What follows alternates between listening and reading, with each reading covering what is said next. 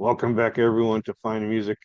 This is episode 407. Yes, we are just traipsing through the universe in our cosmic VW bus, looking for new and old music. And of course, our leadoff man, the guy in the driver's seat over there, is Fred Whitlock. Take it away, Fred. Okay, today I've got a few jazz fusion albums to talk about. One is Don Preston. He is not the Don Preston of Mothers. He is a guitarist and he's been in several bands, but now this is his first album as a leader of a trio, and it's called Purple/Black, Volume 1. So I'm assuming a Volume 2 will come out next year. This came out in March, and like I said, it's his debut as a leader. It's a commanding guitar album, emphasis on building up an atmosphere and sonic soundscape. There is some synthesizer in it, and some of the cuts are jazz rock. Some of them are laid back, but he's got a great keyboard player, Kit Downs, makes some interesting notes throughout and around the guitarist. He sets a groove, and every cut sounds great. It has a great feel to it. I liked it a lot. And also, what's interesting is with the synthesizer and the electric guitar, there's an acoustic piano by Downs also. So it's a great setup, and ends with a blues number and shows its depth, simplicity, and complexity all at the same time. So I'd highly recommend that. Don Preston, Purple/Black. Then I discovered this group when I was listening to, I guess it was listening to Wayne Shorter. He has an album out called Native Dancer, and they took their name from this. It's a group, Native Dancer, live at Pizza Express in London. And they're part of the budding new jazz scene that's going on in UK. And they're getting a lot of great reviews. It's a kind of mixture of jazz, soul, a touch of hip hop, and R&B all together in one band. It's a collective that's been around, I found out, for 8 years, and the lead vocalist and leader of the group is Frida Torre, and she's got a great voice, and they do a number of covers like Bridge Over Troubled Water, and you would think, oh no, do I need another version of that? But it's such a great arrangement to it and a great blend of the musicians doing some improvising that it makes it a very interesting cut. And I think their vision and their talent's pretty mesmerizing. There's a German band that came out in 2020 with their first album, Key Elements. They're a jazz trio.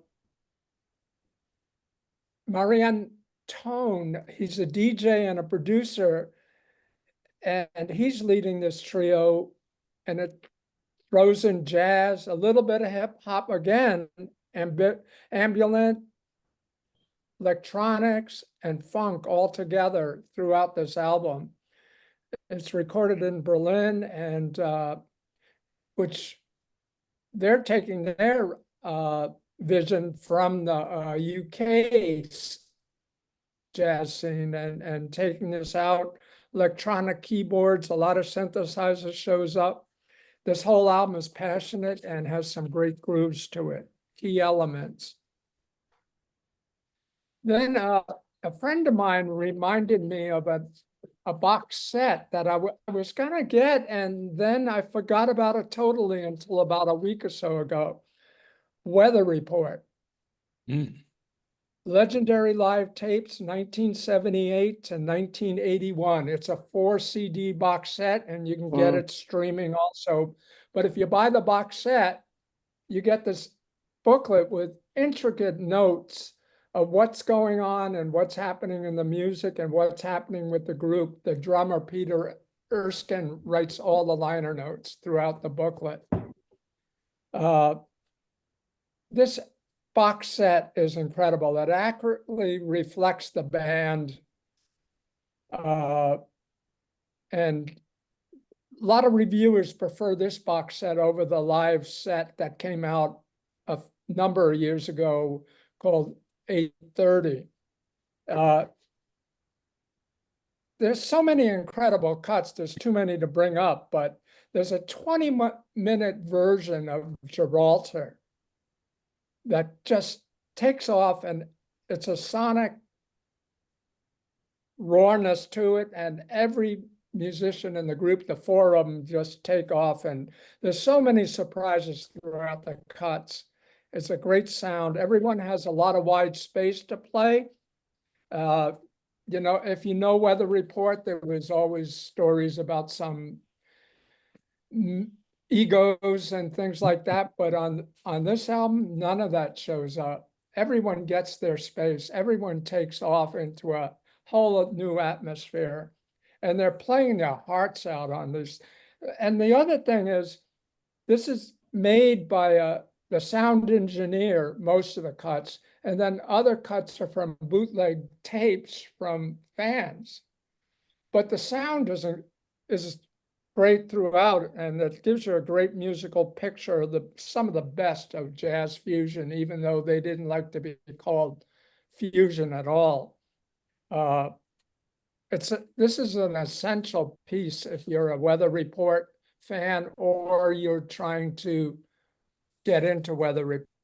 This is the place to start. I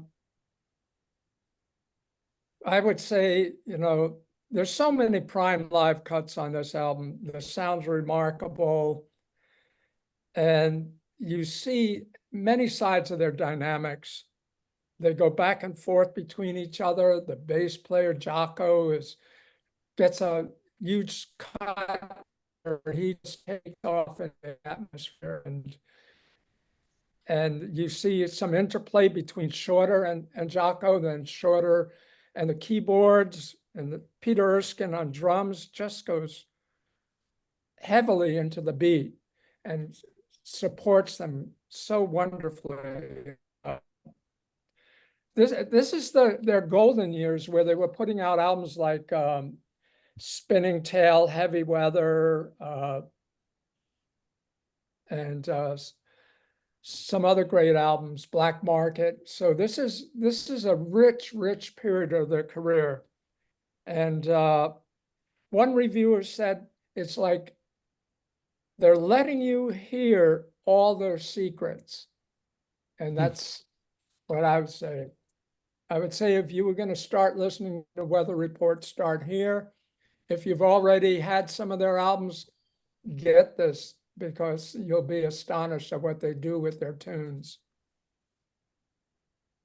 Yeah. Cool. All right, the verdict is in. I'm gonna check this stuff out. Yeah. Thank you, Fred. Moving along.